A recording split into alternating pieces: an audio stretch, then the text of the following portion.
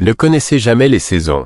Regardez autour de vous et voyez les champs jaunis et mûrs pour la moisson. Jean 4h35. Shalom, amis bien-aimés du Seigneur Jésus-Christ, la lecture d'aujourd'hui porte sur la plantation et la récolte de ce qui a été planté. Je ne suis pas ingénieur agronome et je ne suis jamais allé dans une école d'agriculture.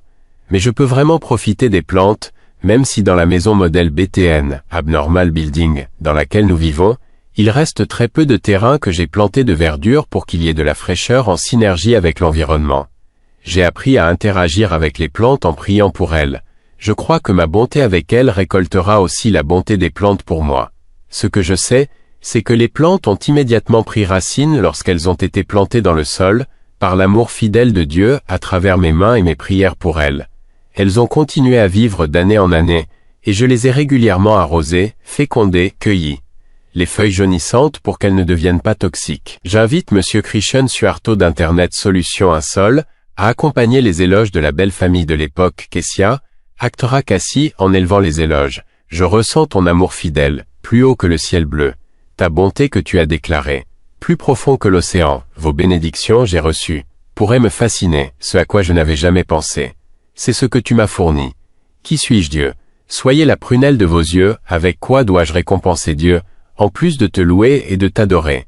L'auteur Eugene Harrison décrit les efforts d'évangélisation des croyants du Nouveau Testament comme étant de nature toute saison, ce qui signifie qu'ils ne consacraient pas toute leur énergie à un seul effort d'évangélisation une fois par an. Au lieu de cela, selon Harrison, partager la bonne nouvelle du Christ est la plus grande préoccupation de chaque croyant, chaque jour de l'année, en tout lieu et en toutes circonstances.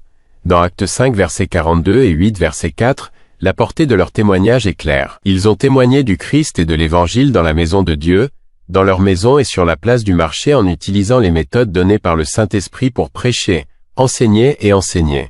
Transmettre un témoignage personnel.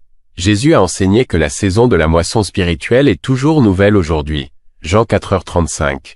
Et l'apôtre Paul a dit qu'aujourd'hui est le jour du salut. De Christ 6 verset 2. Rassurez-vous, on ne récolte jamais à la mauvaise saison, car les champs sont jaunes aujourd'hui. Amen. L'inspiration du jour, témoigner du Christ n'est jamais une mauvaise saison.